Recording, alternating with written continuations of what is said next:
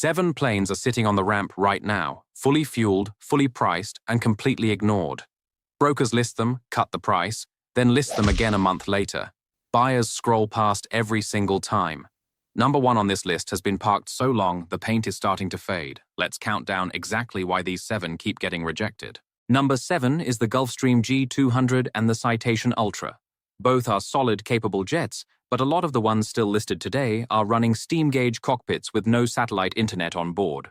Today's buyers expect Starlink or Gogo Galileo before they even ask about engine hours. A G200 or Ultra without modern connectivity gets labeled suboptimal by dealers, and that label sticks no matter how far the price drops. Owners often try to fix this the wrong way.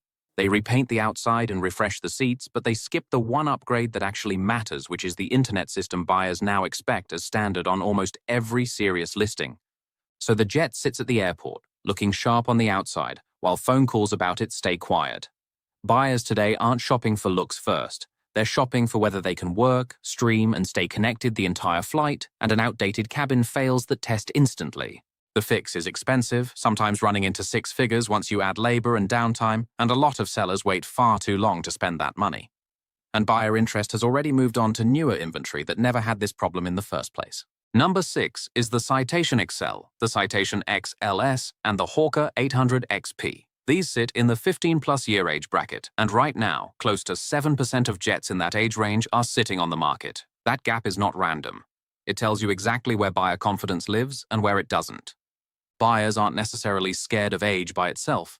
Plenty of XLs, XLS models, and 800 XPs still fly perfectly fine and have logged fewer hours than jets half their age.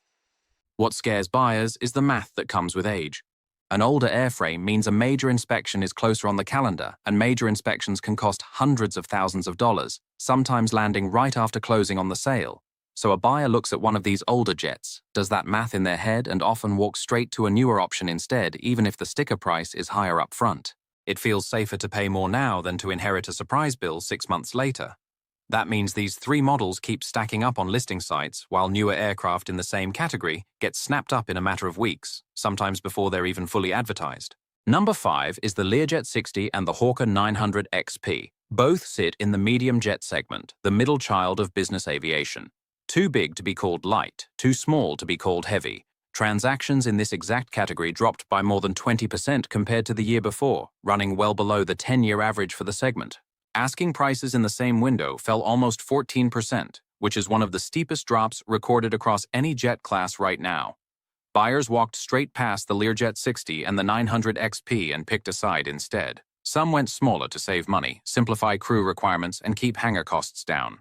Others stretched their budget to go bigger, chasing extra range and more cabin space for the same mission.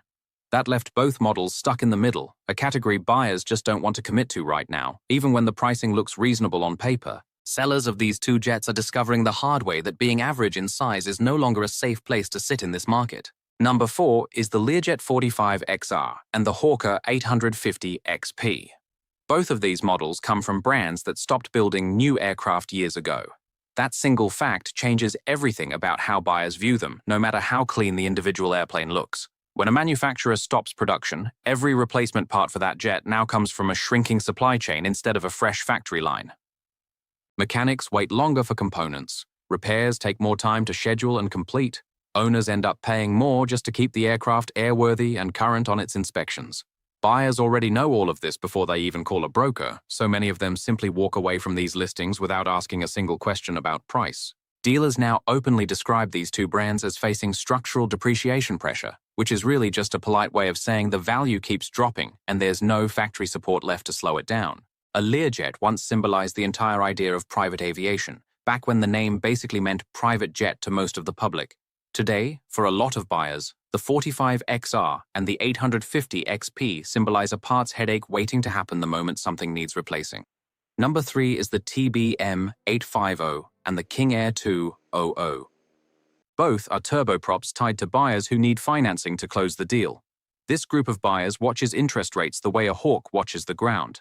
One industry dealer summed it up plainly. Until interest rates come down, these buyers simply don't have the financial freedom to go out and buy an airplane. Unlike buyers of larger cabin jets, TBM and King Air buyers operate on a tighter budget with far less room to absorb a rate hike or a surprise bill. Now stack an upcoming engine overhaul or a major inspection bill on top of that. Dealers have already flagged this exact segment as expected to soften, specifically because these buyers are more sensitive to both interest rates and looming maintenance events than any other group in the market. So while cash buyers chase bigger, more expensive jets somewhere else in the market, these two turboprops sit quietly, waiting on rates to move in a direction that hasn't happened yet. Number 2 is the 2005 TBM 700C2. This exact model falls outside the standard loan age formula used by banks. In 2026, this TBM is 21 years old, and if that combined number crosses a set ceiling, usually somewhere in the low 20s, the loan options shrink fast, sometimes down to almost nothing. At a stricter 23-year ceiling, this exact TBM only qualifies for a 2-year loan, while a newer aircraft the same buyer is comparing it against could get a full 10-year term. A 2-year loan is simply not realistic for most buyers trying to finance a major purchase like this. So this TBM and aircraft like it cross an invisible age line and get quietly boxed out of financing offers before a buyer even picks up the phone to call a broker. The seller never even finds out why the call stopped coming in. No workable loan option almost always means no sale at all, no matter how good the airplane actually is in real life or how well it was maintained. Number 1 is the Dassault Falcon 2000. And specifically, the ones still priced by an owner who skipped the upgrades before listing it. This is the single biggest reason a Falcon 2000 stalls out completely on the market, more than age, more than the segment it sits in. Dealers say the fix is straightforward: update the cabin, add modern connectivity, handle the cosmetic issues before the jet ever gets listed publicly, not 2 months into total silence from buyers who already moved on. Owners who skip this step tend to price their Falcon as if it's flawless, then get confused and frustrated when the phone never rings and the emails stop coming. Meanwhile, another Falcon 2000 parked just down the runway, one that got the upgrades done first before it ever hit the listing sites, sells within weeks of going public. The airplane itself usually isn't the actual problem here. The lack of preparation before the sale is the real issue, and unlike age or discontinued parts, this one is completely within the owner's control to fix before it ever becomes a problem.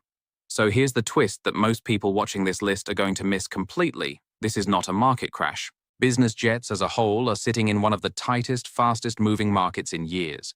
Inventory remains well below normal historical levels, and strong, well-prepared aircraft move quickly the moment they get listed, sometimes selling before the photos even finish uploading. But tight does not mean universal. It means selective.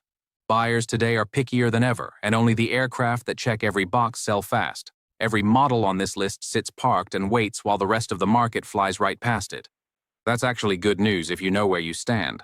A hot market usually hides its weak spots, and this one is no different. Most people assume every listing benefits when demand is high, but the data tells a completely different story. The gap between a fast sale and a stalled one has never been wider, and it almost never comes down to luck. It comes down to which one of these 7 problems an aircraft happens to run into. If you're on the buying side, this list just handed you real leverage the next time you're negotiating a price. You now know exactly which weaknesses to point out and exactly why a seller might already be feeling pressure to move. If you're on the selling side, it just handed you a complete checklist before your next listing goes live, so you're not the one stuck waiting 2 months for a phone call that never comes. Either way, the runway is still wide open for business right now. It just depends entirely on which one of these 7 problems your airplane happens to be facing.